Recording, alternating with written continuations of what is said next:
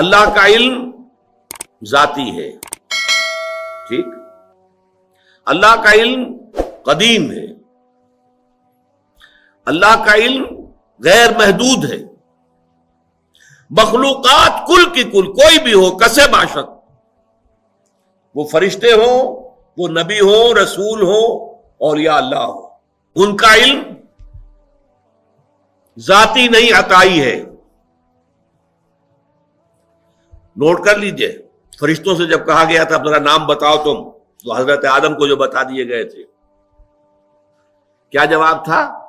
سبحانک لا علم لنا الا ما علمتنا، اے اللہ تو پاک ہے، ہمیں تو کوئی علم حاصل نہیں سوائے اس کے جو تو نے ہمیں علم دیا ہے، بس۔ اللہ کا علم ذاتی، مخلوقات کا علم عطائی، اللہ نے دیا جتنا دیا۔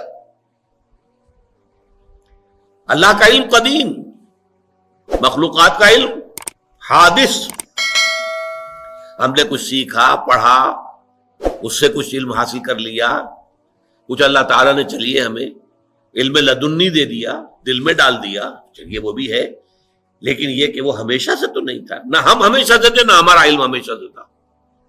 اللہ کا علم قدیم اور جملہ مخلوقات کا علم حادث۔ اور نمبر 3، اللہ کا علم غیر محدود، لا متناہی،